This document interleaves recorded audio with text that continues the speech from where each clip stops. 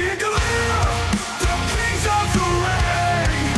Dropkick the Commute, we're just getting started still. Mufussy and GIULIA.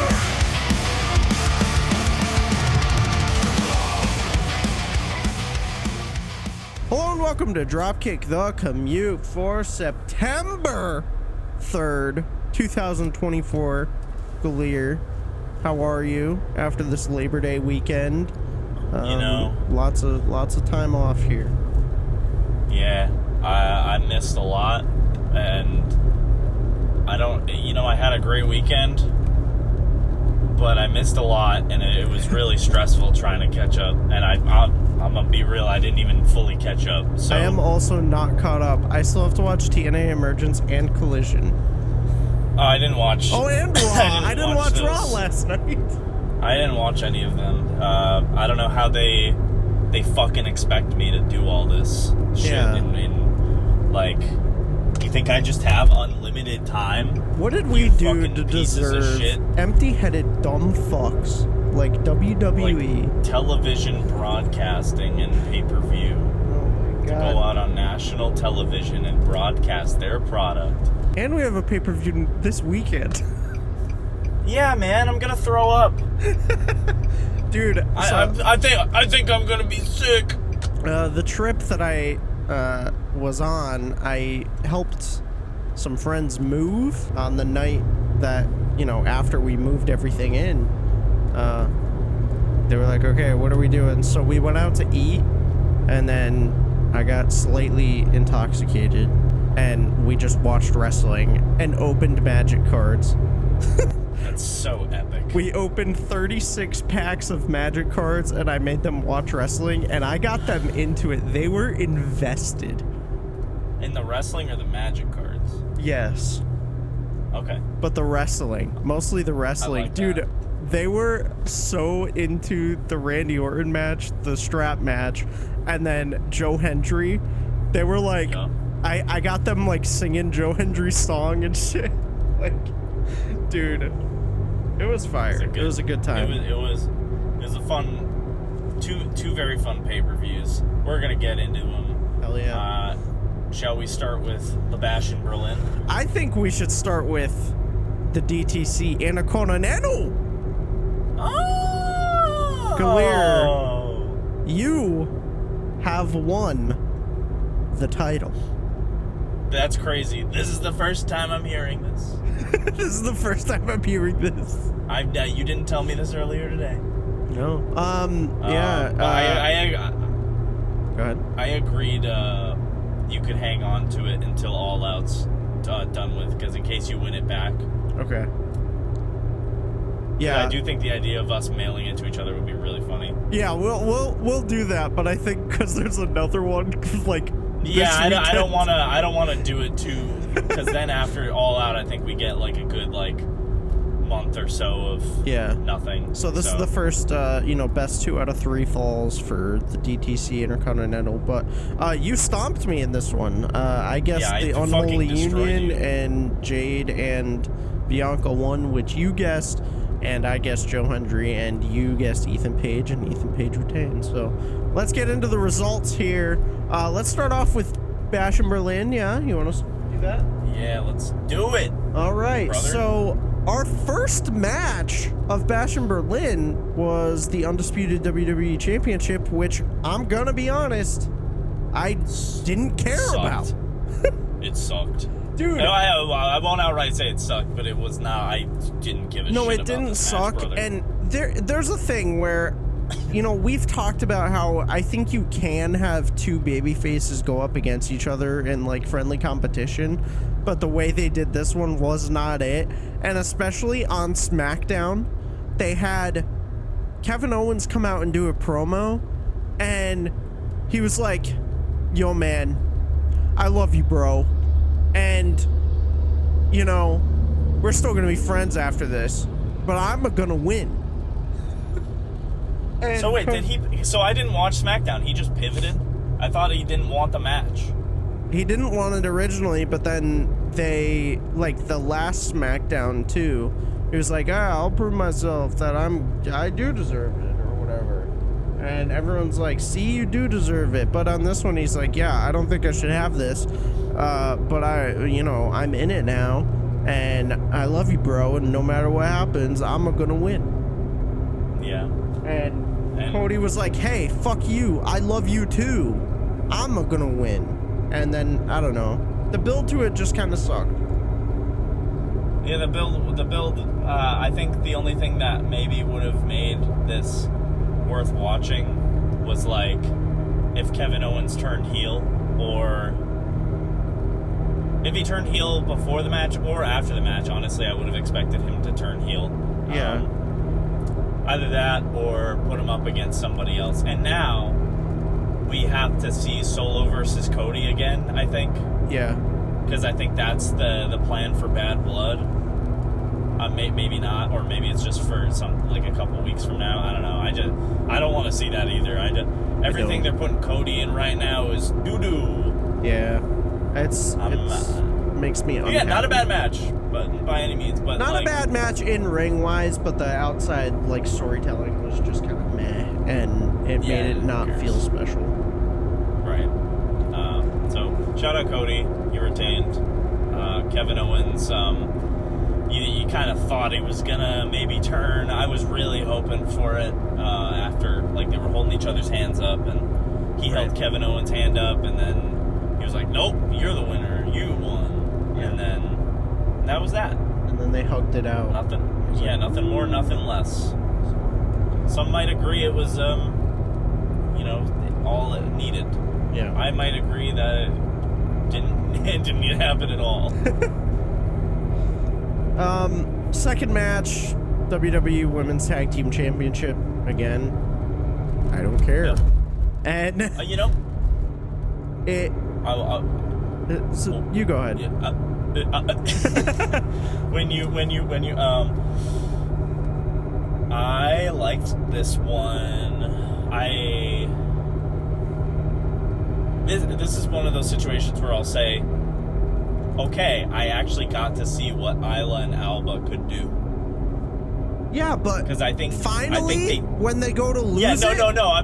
I'm saying that's what I'm saying. That was going to be the follow-up part of the sentence. Is it didn't matter at this point. Where was that energy when they first came in? Right, they just looked like cowards the whole time. Dude, even their entrance, it ruled. I think them coming out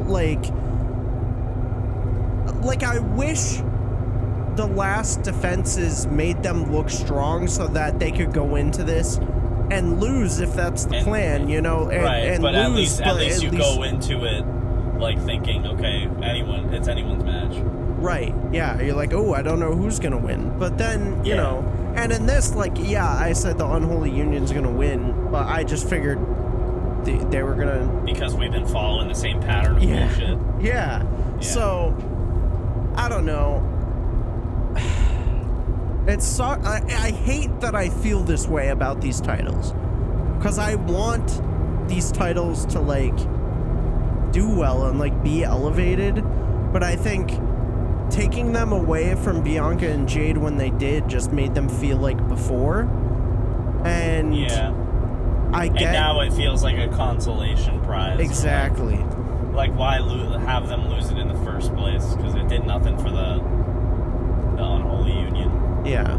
So it's okay. I think they're probably gonna do Pure Fusion Collective or some shit. Probably. Fighting them for it. I don't care too much. I care a little bit more now that they have the championships, and I like too that they're leaning into Jade kind of being green and Bianca helping her be more confident in the ring. They've pointed that out a lot on commentary, which I liked. Yeah. Because as much as I believe Jade is a superstar, I won't disagree that she's green and has a lot of work to do. Right. And I almost kind of hate the idea that they were dodging that, talking about that. So, it is what it is. Yeah. So hopefully they have a strong defense here, something that makes them look really, really good and helps elevate them again. I think this was the right step, I just hate like how we got here, basically. Yeah, I agree. See if they can salvage this one. Yeah. Third match on the card, we had CM Punk and Drew in the strap match, and this match fucking ruled, dude. This was probably my favorite match on the card. And one thing that I loved that they did with the strap match that I mentioned to you earlier was they had the lights in the corner, so they had red and green lights. And each time they would touch the turnbuckle, it would turn green or it would reset based on, you know, what happened. And Yeah. I think they, number one, this helps the audience a lot visually. So it's like, okay, you know, like you don't have to follow commentary as much. You can be like, oh shit, the green.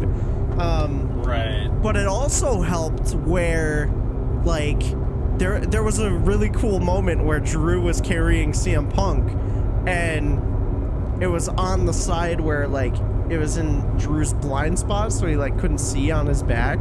So Drew would touch the turnbuckle, CM Punk would reach over and touch it right after him, and that still counts because there's no fight in between. And that's what Michael Cole said. Corey's like, or Wade was like, you can't do that. And Michael Cole's like, you can.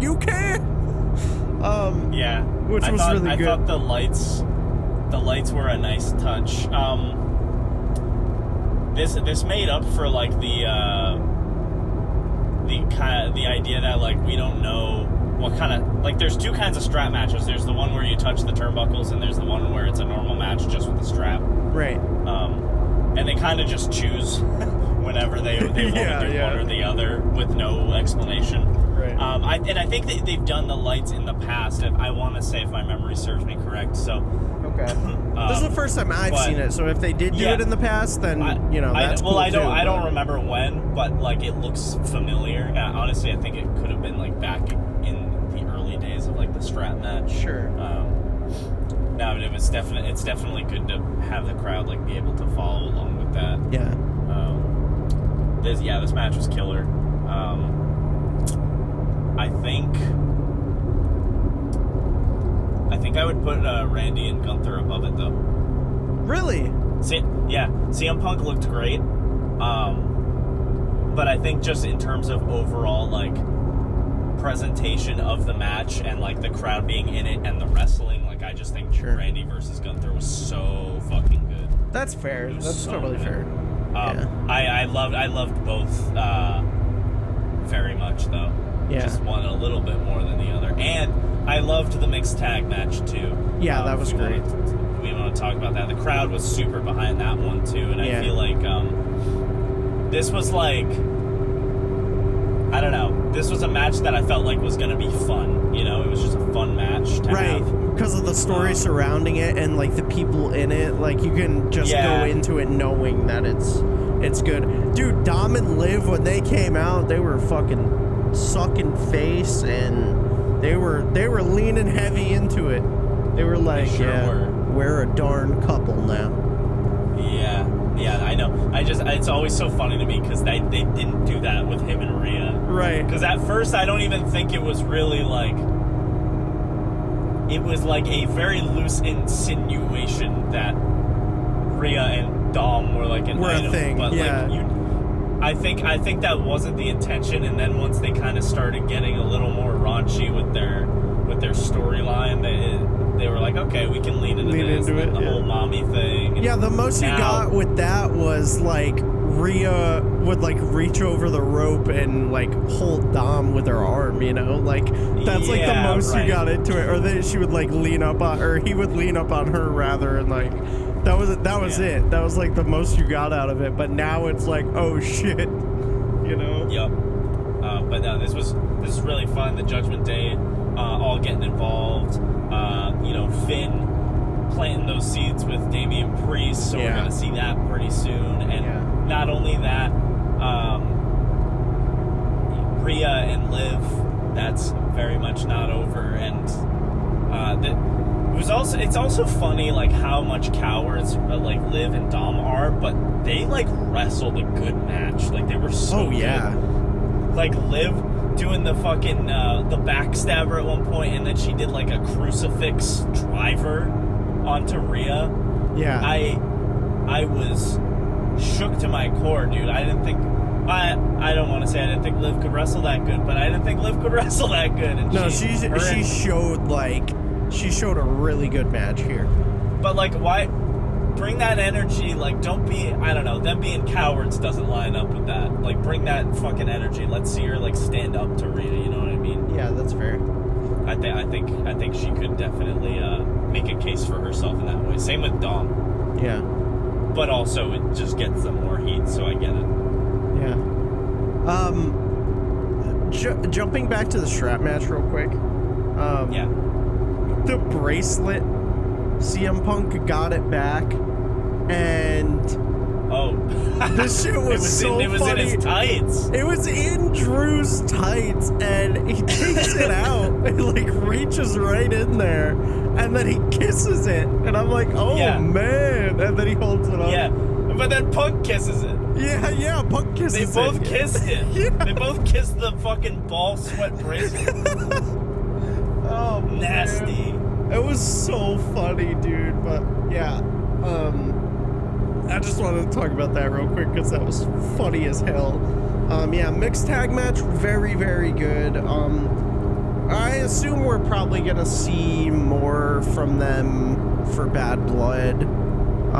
Yeah, it's not over yet. Well, I think we're gonna branch off into the singles stuff now. Yeah. What I like so far with Bad Blood is like we're having all these like deep singles feuds, and I think that's what the pay-per-view is going to be about. You know.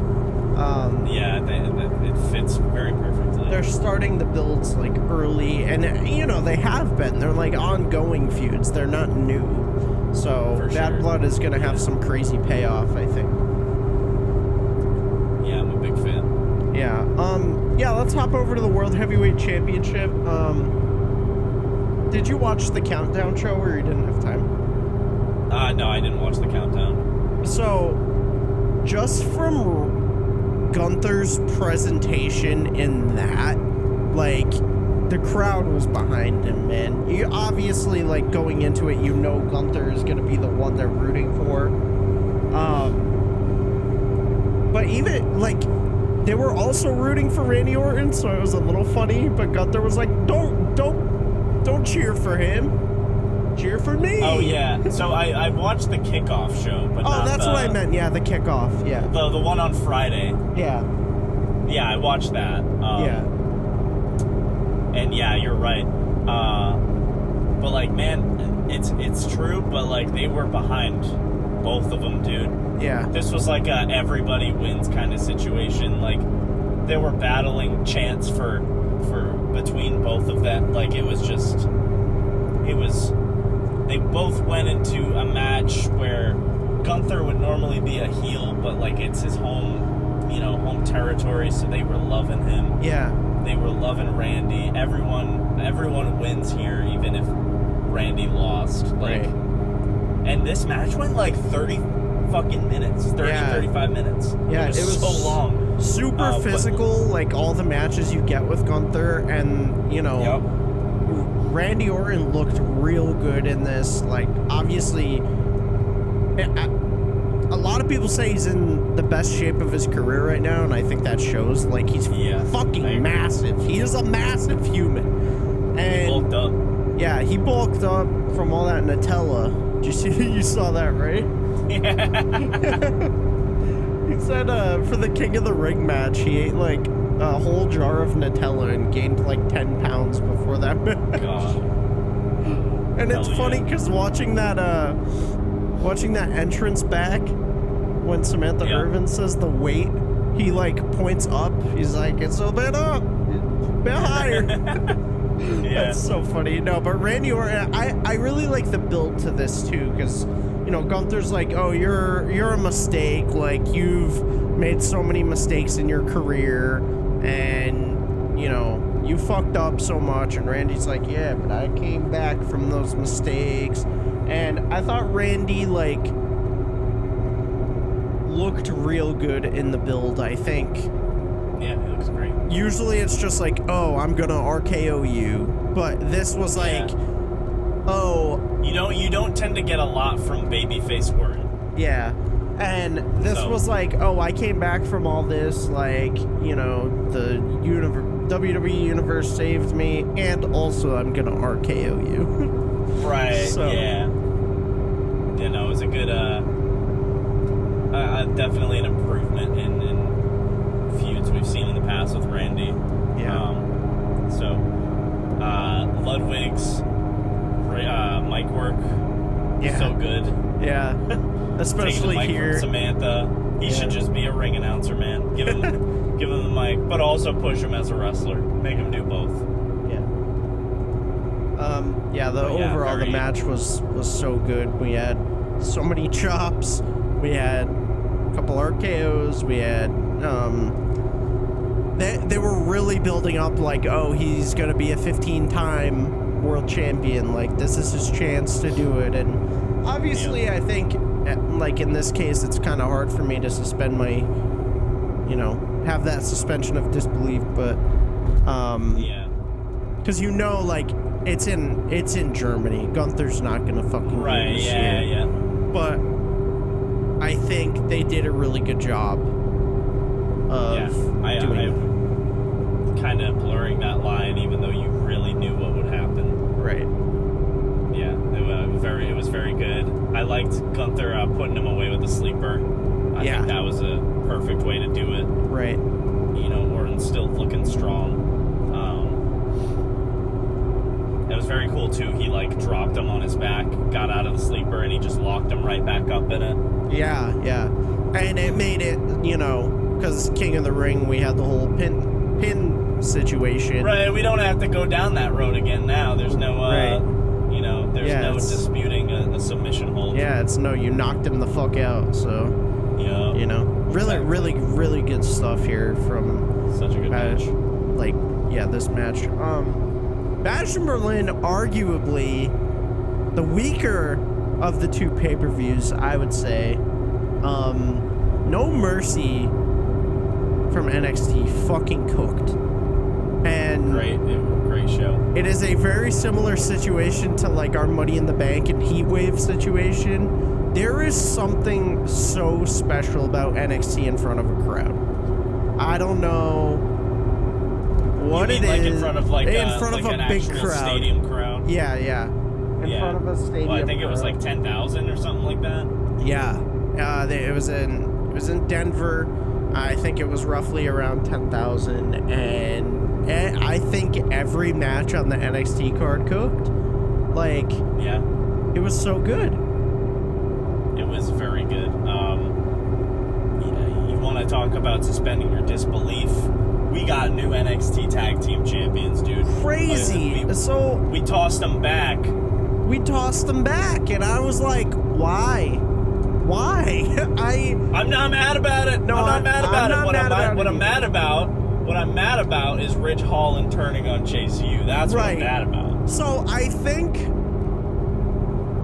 I was like, why the fuck is this happening so soon? And then Ridge did it. Ridge turned, and I was like, oh, okay. but that's not your answer. That doesn't give us anything. Yeah, but why would he turn if he has the title? Right there. Well, no, I'm just saying, why is he turning in the first place? Right. Because they lost. That's silly. So many questions. Ridge has a huge redemption arc in Chase U. He's been in faction after faction, and nobody fucking liked him. Yeah. And then he's finally he does good things for Chase U, and then all for this. I'm a little sad to see it. It wasn't even two good a few good things. He fucking got title match after title match for them. Everybody. for literally everybody, and then he won the tag gold. He probably got Riley Osborne that Ultimate X match. Yeah, right. Right. So but all betrayals aside, this was a really solid opener. Oh yeah. Fraxiom. They can hold those titles again. I'm okay with that. Yeah. But they did keep going back to the well with they miscommunicated and hit each other, and so I'm not sure. Maybe that's just the secret to their success is they hit each other. I guess so. Yeah, because we had that one week where they didn't miscommunicate and then they lost. So yeah, right, exactly. It's like they need to have that miscommunication and then come out of it to win. Right. It's interesting for sure. Yeah. But after the match, we had a Spanish fly into a Phoenix splash to win. First of all, which was insane. Nasty. And then Rich Holland turned, he lost it, and was like, yo, you guys are fucking clowns. And then he attacks Stu Hudson and Riley Osborne. And then he takes Andre Chase and obliterates him and then DDTs him onto the announce table. Thea Hale's outside, like, screaming. She's like, what are you doing? You're our friend. Well, then the crowd starts cheering one more time. Yeah. And Thea Hale's looking around at the crowd, and she's like what? Why? You sick fucks. Yeah. Thea Hale is so good at, like, you know, expression. Like, when she screams and she's like, ah! Like, she's really good at that because of her energy that she brings to the group. She's just fucking crazy. So she's really good at, like, expressing emotion there. But, yeah, and then they stretchered out Andre Chase. And, yeah. Who's going to be the president of Chase U now? I don't know. Watch him, like... What if Rich Holland, like, takes over and he's, like... the bad, like, president of Chase He's U. the mean principal. he changes the colors of Chase U, and he's like the mean principal, and then Andre Chase comes back. That would actually It would go hard. Yeah. Hey, Ava, call me up. Sign it. Let's talk. Sign, seal, deliver, baby. So yeah, really good. Very unexpected of them winning, but you know, I'm happy with it. This is good stuff. I would say another unexpected win, Zachary Wentz over Wes Lee. Oh, yeah. This was another killer match. Zachary Wentz won Ultimate X at Impact's or TNA's pay-per-view on Friday, which is also a choice that maybe can be talked about at a later date. But some people are speculating it was just so he could show up at NXT with the championship. Right. But regardless, we had a banger match between Zach Wentz and Wes Lee. Unexpectedly, I'm surprised I didn't expect this, but Trey Miguel interfered in the match and kind of gave Zach Wentz the upper hand. Yeah. And got the W. These two were flip-flying around, killing each other. It was solid. Zach Wentz, his finisher is insane.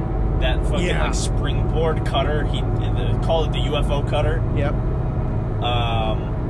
This was awesome. Yeah. Super, super cool. And it's just cool to see, you know, a TNA champion go over.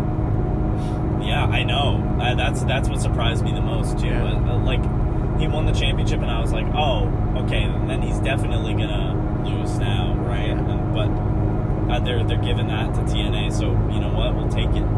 Right. So super. Yeah, this is great.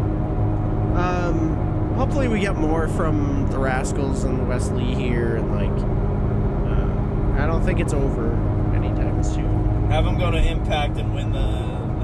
You're tossing around the X division. We might as well give it to Wes Lee. Oh my God. Women's North American Championship, Kehlani Jordan and Wendy Choo. I thought this match started off a little slow, but it did well later on towards the end here. I think this was like weird chemistry between the two of them. I mean, yeah, that could have been it, because I don't think they've had a match together before. Right. But it also could lend itself to the fact that they are wildly different styles, not only as characters but as wrestlers. Right. And that could be, you know, an unfamiliarity thing. I don't think that Wendy Choo has any sort of issue. I think it might be more on Kehlani's end, but yeah, that's just the way I'm looking at it. Could have just been a bad match, maybe a bad day. I don't know. But it wasn't like was not outright terrible. No, it wasn't. It wasn't terrible. I feel like the crowd, based on Wendy Choo's entrance, I feel like the crowd didn't really care. Like, they didn't want her as the opponent. The challenger. Yeah, the challenger here. She came out and there was zero reaction. And I don't know if that's because of her character or if it's just because, like, granted, she's not really in that many matches. No, she's not. She was featured a lot more as a babyface, and people loved her then. So I think this is like, there's potential for whatever they're trying to do. It's just not hitting. And that's kind of really all there is to that. Right. So. We did have Tatum Paxley come out after the end, which was interesting because she didn't attack Kehlani, she attacked Wendy Choo. Right, and I thought she was like with Wendy Choo. Yeah. So I don't really know. I very, very honestly haven't followed their whole story. Yeah. Just beyond like Kehlani Jordan. I would say this was the only match on the card where I was like, I don't know. Yeah. The rest I felt very strongly about. Yeah, I agree. Especially the next one, which was Femi versus Tony D'Angelo. And my God, dominating as he does. I fucking love Femi. Dude, his dance all the way down the ramp. Yup. All the way. He is such a powerhouse of an individual. That's a future WWE champion. Oh, yeah. Like, you see him and you're like, yeah, he's fucking going places, man. Yup. And I think he won't have any problem being called up to the main roster, because I feel like, whenever they pull up a big guy, it's like, okay, like, he's going places, you know? Yeah.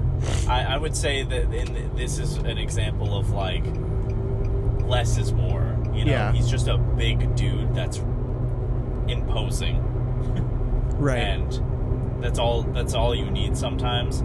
I agree he will not have any trouble getting called up. I think he'll hold that North American Championship for a lot longer than we think. Yeah, I agree with that. He already kind of has, honestly. Yeah. We thought Wes was going to win it off of him months ago, and that didn't happen. And so I think he might hold it, honestly, until the next, like, breakout winner or whatever they do every year. Sure. Wins and then, like, cashes in, maybe, because that's how he won it. Do you know when that usually is? Is that, like, early in the year? I think it happened this year, like, early, like, maybe January or February, I want to say. Because I feel like, I feel like it happened before whatever, what's their Mania pay-per-view? Like, I forget what they... Stand and Deliver. Stand and Deliver, yeah. I feel like it happened slightly before that. Yeah. I could see him holding it till then. Yeah. And then maybe getting called up after Stand and Deliver. Yeah. For the draft. This is the guy. Fuck the draft.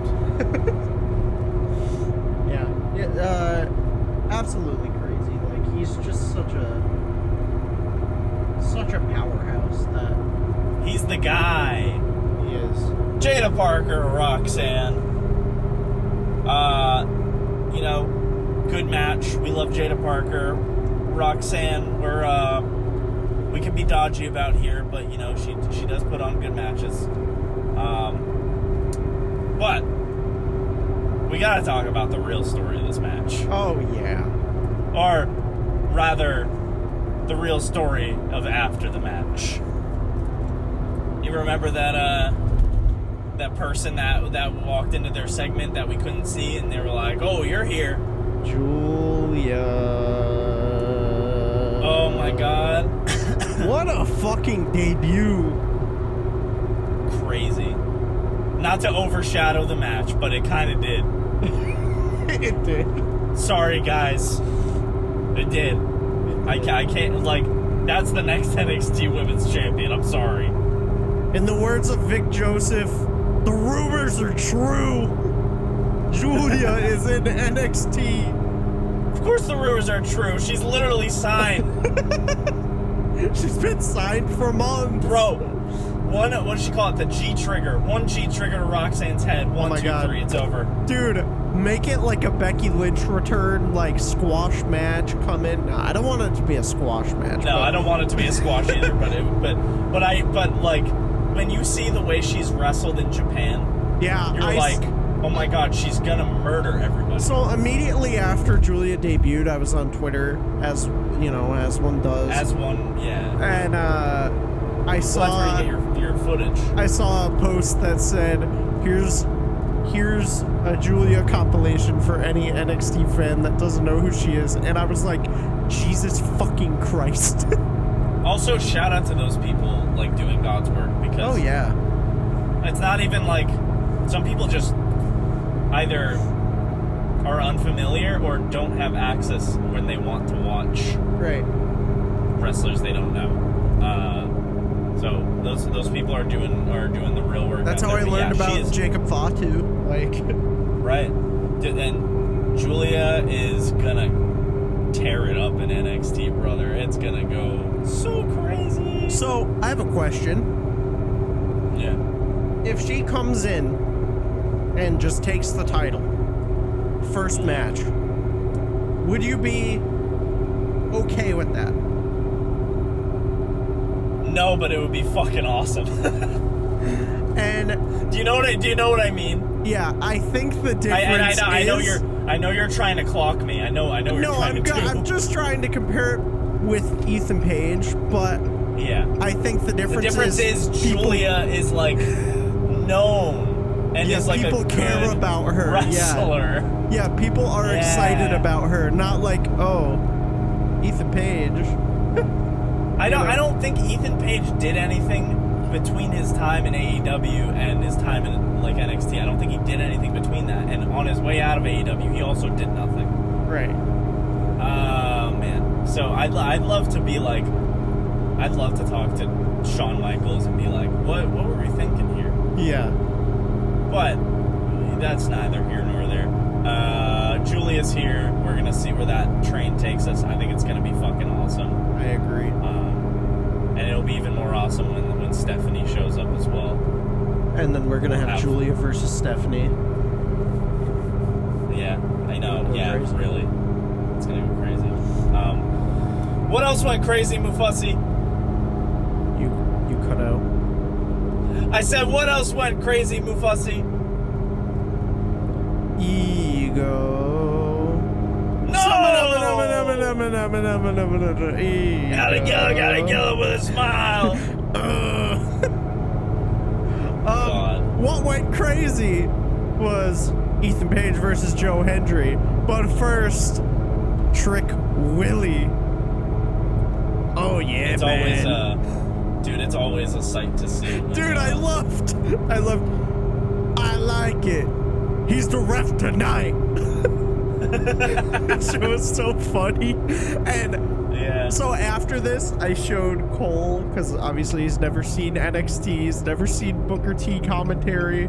I showed him a compilation of Booker T of him going, "That's Trick," and we were just doing that for the next 2 days. I love that. Like all day Monday, we were just going, "That's Trick." Yeah, you really gotta sound like a chain smoker. It's true. Oh man, yeah, it's always a treat seeing him come out to a massive crowd. This went fucking crazy. Did not end the way I thought it would.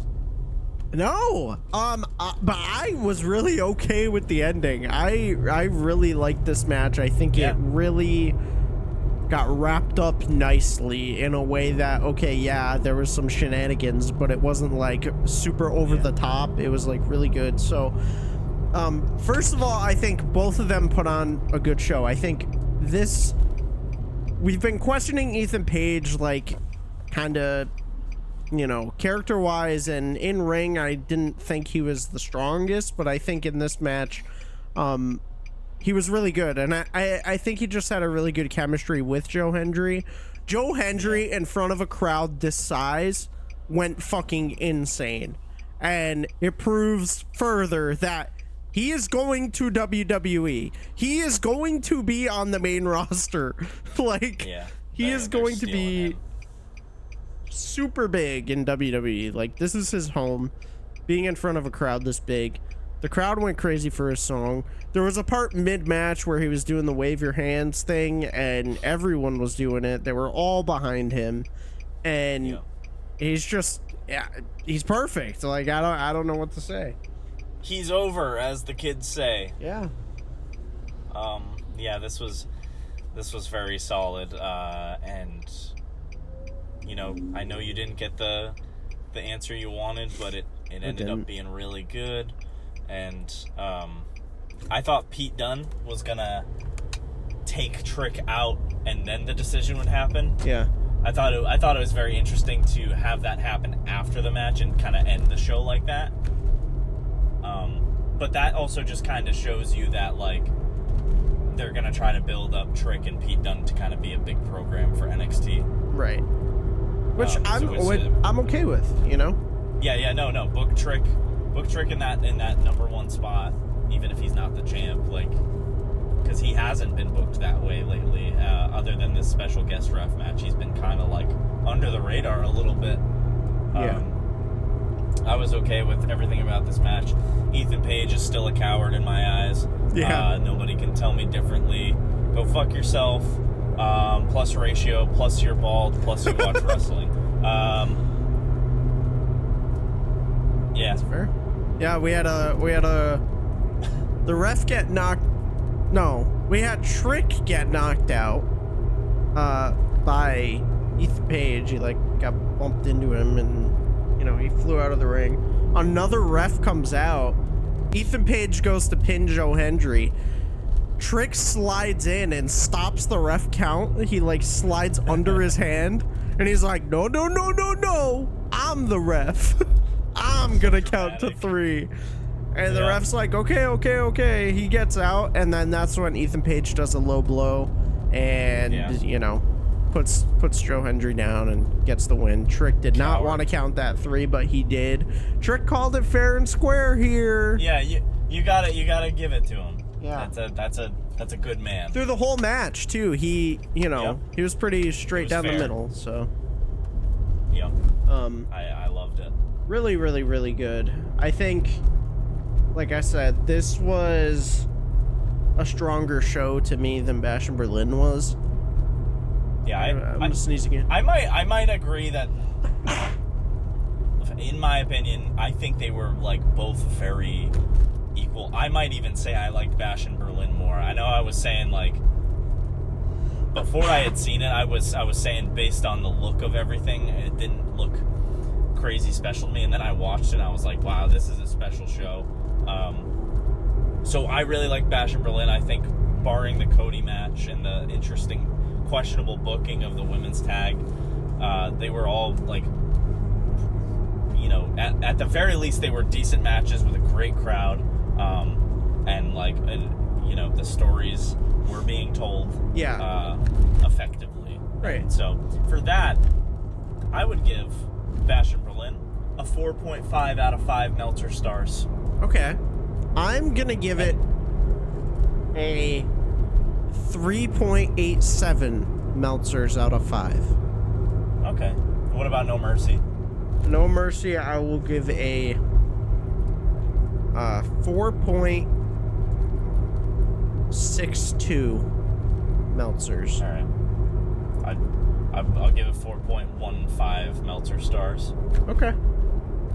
So those are our ratings. Take them on, throw them up on the archives, the Dropkick, the Commute, wiki fandom page, and yeah, that was our weekend of wrestling.